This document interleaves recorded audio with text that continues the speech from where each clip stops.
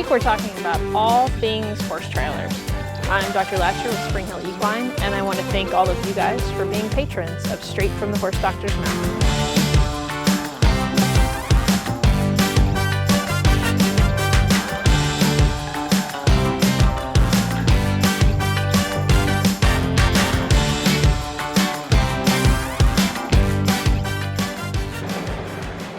Okay, so we've got our trailer hooked up.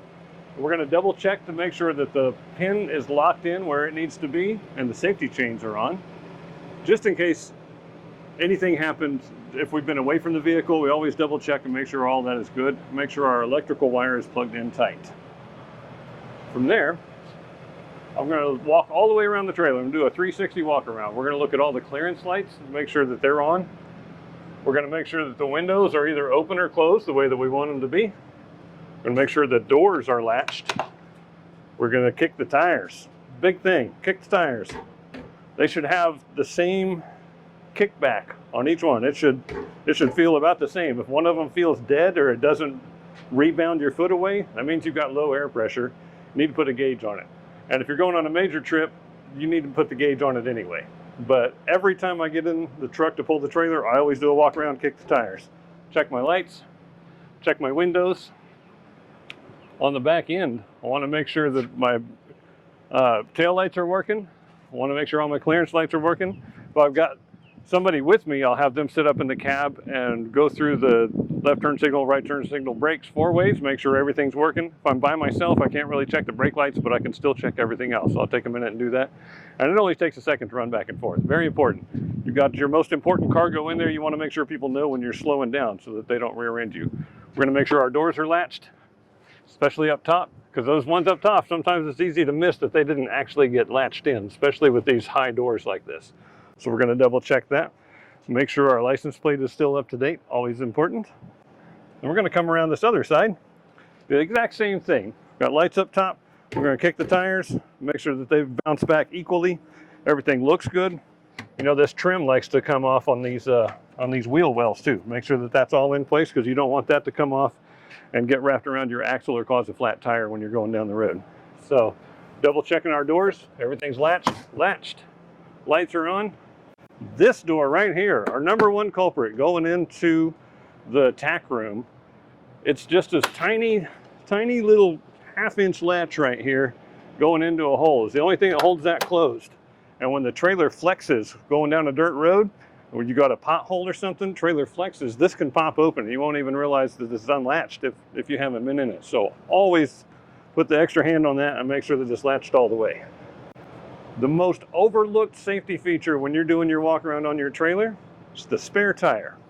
Our spare tire sits up front here and it becomes invisible because we don't ever need it. But we need to kick that too. And you'll know right away if it's flat. But when we do our air pressure checks with the gauge, we also want to make sure that we put the air pressure gauge on the spare tire, make sure it's good to go.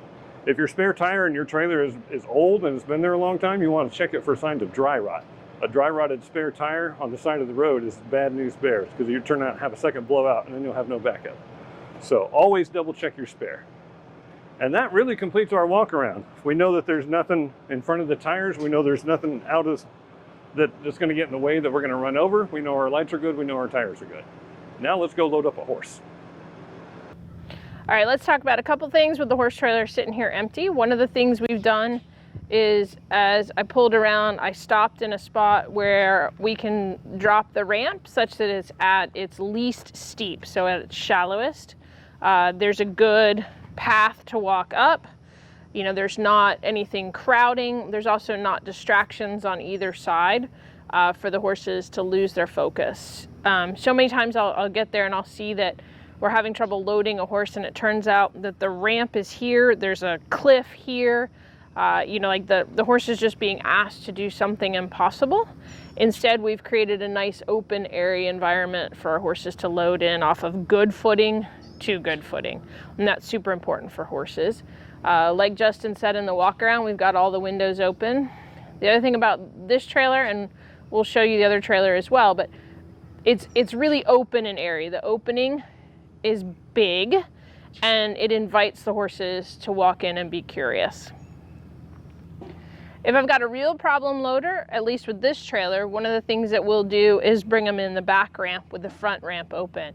You can see that that gives them a way that they can see they can escape. And what horses want to know is that they've got options. So like I said, if I've got a real problem loader, what I'll do is open this back ramp and bring them through. What I'll often even do is walk them up the ramp, down the ramp up front, and we'll do a couple circles. So they feel like they've got a way to get out of the horse trailer. But the big thing is with problem loaders, making the inside look as big and wide open, as inviting as you possibly can. Once inside this trailer, you'll notice the walls are, so they're a little dirty, but I mean any trailer that's been used, but they're white and they're bright. It's got big windows to let in a lot of light and a lot of air. And again, those things all contribute to horses feeling like they feel okay in a horse trailer. It doesn't matter if it's a slant load, a straight load, whatever it is. You also want to make sure that your horse has a reasonable amount of room in the slot that they're given.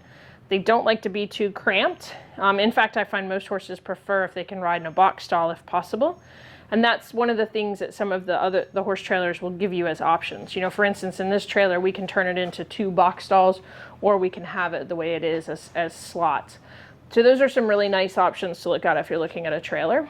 The other really great thing about this trailer is that it is fully insulated. So the walls, the floor, and the ceiling are all insulated in this horse trailer, in the horse area anyways, because I felt that was most important. But right now, it's May in Florida. It's about 95 degrees outside. And while it is not cool breezes in here, it is at least 10 to 15 degrees cooler when you walk in this trailer than it is standing outside in the sun. And that's where the horse trailer is standing still. Get moving and get a breeze blowing through, and it's really helpful. Speaking of breezes, you'll notice as we did the walk around, every window in this horse trailer is open, as well as the roof vents. You can never, never, never have too much airflow in a horse trailer in a hot environment, in my opinion. And for the most part, even in cold environments with horses, you want to be aware that horses generate massive amounts of body heat. And so even though you may be up front in the cab of the truck with the heat on, your horses don't necessarily feel that way. So one thing you can do is do the little outdoor thermometers that have the wireless read, and put that in your horse trailer and see if you can get a feel for the temperature back here. But you'll be amazed in cold weather how much they still want all the windows open. For us in Florida, I know I am absolutely a cold weather weenie, but one of the things that I do in the winter is I might close the windows on the horse side, but I leave all the others open. So for instance, if there's a horse in this slot, I'll close just these windows right here, but I'll leave the other windows on the horse trailer open so there's still plenty of airflow. Next thing you'll notice, and if you've watched us at all or heard us talk at all about trailering, you will not see a trailer tie in this horse trailer, and we do not tie them. I don't tie them with lead ropes. I don't tie them at all. Ours all come in here, and they just have to deal with not being tied. I will say that I have occasionally tied when I've had one for whatever reason. Slant loads are the biggest issue, where they bring their head around and they bite their next door neighbor. So that can be a bit of an issue. So I will tie that horse who's being a conundrum there, but for the most part, I try not to tie. The other thing you'll see is, I mean, what's a horse thing without hay string, right? So these are what we actually use to hang hay bags if we go for a longer trip. And the reason we have these is this is too high. I actually want my hay to come down a little bit, and I want most of it to be below kind of level for the horse, so they have to reach down to get it. That minimizes the amount of dust that blows up into their nose while you're driving around and they're eating hay. I will also, on longer trips, you know, if we're going more than 3 or 4 hours, I'll make sure that their hay is at least wet down before I hang it for them. So if I'm going on those big long trips, 15, 16 hours, everything is wet down. The other thing I'll do on a longer trip than what we have the trailer set up for now is we'll do a decent amount of bedding on the floor. And that bedding is mostly to absorb the wet and the manure. It doesn't provide cushioning. So don't anticipate that your bedding is going to really cushion their feet, because pretty quickly they shuffle it out of the way as they're standing and moving. So that's a little bit about the inside of the trailer. If you really want to know what it's like in your horse trailer when you're driving around, get in the back of it and ride around with someone drives. Justin and I had this argument because I thought he was driving too fast down the driveway and that it was really bumpy. He assured me that it was smoother in the horse trailer. And being the argumentative type, I said, fine, stop, and I'm going to go ride the horse trailer down the driveway. Turns out, here it is on video, he was right. It was quite a bit smoother in the horse trailer. So it gave me a different perspective on how it was back here. The other thing that happens is that you notice how much things move around, and you think that you've got them secured, but you don't. So you always want to make sure that if you have any storage stuff you're doing in the trailer, you have it extremely well secured. In particular, we take this little guy to horse shows, and we always tie it with hay string, because what else would you tie things with in a horse trailer? But we always want to make sure that we have it super secure so that, you know, like, yes, it can roll here, but it's not going to roll far. We'll also put something heavy in front of it to help minimize the rolling. The other thing you want to think about when you do load things in the horse trailer is if there is a trailer accident, none of that stuff is going to stay where you put it. So think about what you're putting back here with your horses, just in case of a trailer accident. Having worked a few and having been in a few, I think about things very differently, and it all has to do with that big what if there is a trailer accident. So one of the other things that we're going to point out real quick is when we rode around in the horse trailer, I made Justin do it too. So when we rode around in the horse trailer, one of the things that we noticed is there was a very annoying noise, a rattle / squeak that came from this drop down door. And so these are very specialized piece of equipment to minimize the rattling. It's a piece of a shavings bag that's stuffed in there that makes the rattling stop as we drive down the road. So, you know, little things like that you can notice when you drive in the back of your horse trailer around. If you have any doubts about your driving skills, have someone get in front and drive the way they think they would with horses in the back, or put you in the driver's seat and have someone who'll give you their honest opinion, tell you how you did turning, stopping, all of those kinds of things. I think it gives you a whole new perspective riding in the horse trailer, especially us being two-legged. We have even less stability than a horse, but if you're good in the trailer, then that's the appropriate drive for your horses. So this isn't really a video necessarily about loading, but we're going to talk about it real quick because there's a trailer involved. But a few little tricks for loading is that you always want to push a horse onto a trailer rather than pull. When you pull, they throw their head up, and that's where they run the risk of smacking their head against the top of the trailer. And you want to spend a little bit of time with your horse making sure that they know how to load into a variety of trailers, like a ramp here, or our other trailer is actually a step. So our horses learn how to load on both different types of trailers. And with not a lot of effort, you can get most of them to load themselves, basically.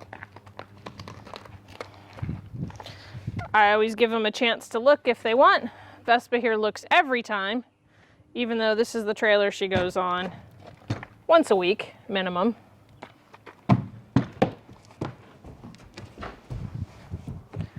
And then she puts herself into her slot.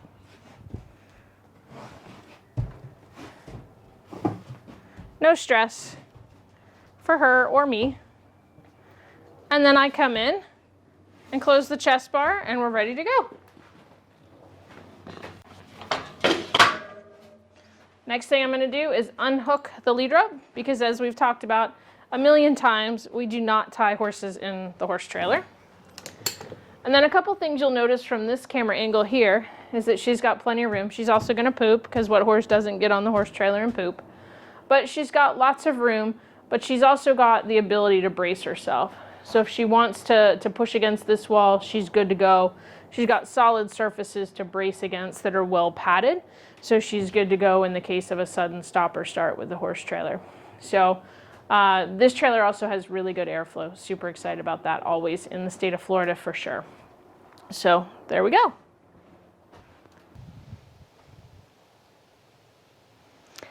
All right, let's talk about a little bit of a different trailer here. So this is a 3-horse slant load. That's obviously an older trailer. It's one we use primarily as a box stall to ship patients that we can't get out of, we can't get in or out of with the bigger trailer. And for us to sort of run horses in typical horse trailer fashion, furniture, bedding, hay, you name it, it goes in this trailer. which is one of the things you want to think about when you're looking at a trailer. For example, this trailer, you can open the dividers and you've got basically a box that you can put anything in. This trailer is also super safe, much like the other one. It's got a big wide opening.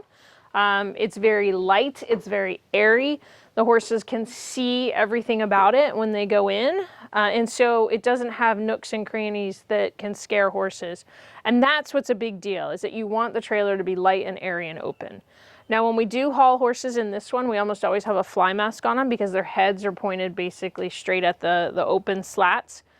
In Florida, again, that gives good airflow. The one thing about, I'm gonna go over a couple things I don't love about this trailer. And most of them are because it's an older model trailer, and most of them could be addressed in some way. But the roof is not insulated. And in the Florida summer, when you get in here, it's almost hotter inside this trailer than it is outside. The way the roof is designed though, it is relatively easy to pop in insulation board. So if you have a trailer like this and you're using it on a regular basis, it may be worth using insulation board to insulate the roof on it to bring it down a little bit. The other thing I really don't love about this trailer is the reason I'm standing here holding this door. And a lot of the older trailers have this problem. And it's that they don't have great ways to hook them open or closed.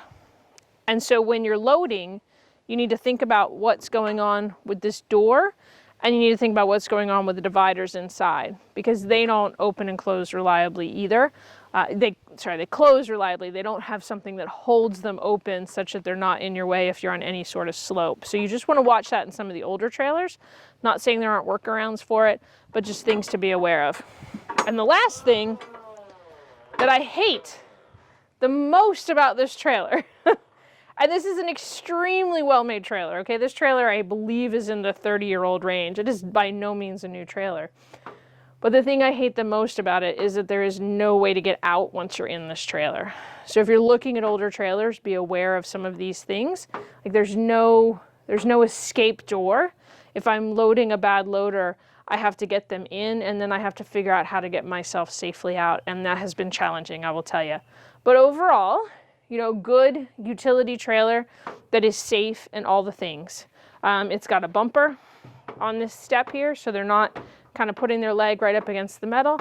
You know, just some basic safety things that are great about this trailer. And it's a workhorse. This is a solid trailer. You don't want to get anything on a trailer where you look at it and you say, that's flimsy, I can move that wall just with my own hand. I can, you know, I feel like I could punch through the metal siding, some of those sorts of things. And you look at me like I'm crazy, but I have seen those horse trailers. And those are the ones that are super scary to work traffic accidents in. So I'm always looking from an accident standpoint as well as a veterinarian who's worked a few of them. And this is a very solid trailer. I feel very good about it in an accident, as good as one can feel. So there you go, some features of an older trailer that you want to look at. You know what's really expensive to replace on horse trailers? Tires. So treat them lovingly. The older horse trailer we have lives outside. So we have buried blocks into the ground that it parks on. So the tires aren't sitting directly on the ground, they're on concrete. The bigger trailer is actually underneath cover and on a concrete pad. So it has all the things that can get your tires to last a long time. If your trailer sits for long periods, consider the tire covers that keep them out of the direct sunlight if you're in a lovely place like Florida where the sun shines all the time. But again, take care of those tires and they'll take care of you. One other difference between a bumper pole and a gooseneck, big difference, is the ride quality. In the other trailer, I talked about how smooth it was. This trailer is significantly bumpier than you think it would be. And all of that has to do with where the hitch point is. And in a bumper pole, it's behind the axle of the towing vehicle, versus a gooseneck, it's over the axle or maybe just a little in front of or behind, but it's basically at the axle of the towing vehicle. So that's a really big deal for comfort. Some things that you want to be careful of as well is how level your trailer is. You really, whenever you get a new trailer, you want to hook it up to your tow vehicle and pay attention to how it rides. There's a variety of ways you can adjust that on a bumper pole. You can have a little drop, you can have a flat, you can have a raised, whatever you need to do Let's also talk about how these chains are too long. Don't typically pull this trailer with this truck, but so these chains are a little long. But you can adjust the ride here for your bumper pulls so that your trailer pulls level. Your truck, your trailer, and your horses are really going to appreciate that your trailer is level. That's a really big deal.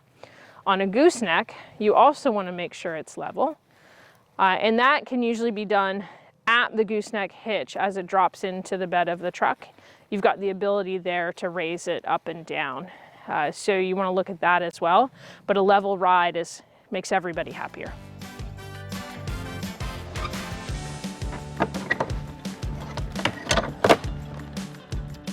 And that's horse trailering. As always, if you've got any questions, drop them down below and we'll do our best to answer them. And again, thank you for being patrons. We really do appreciate you.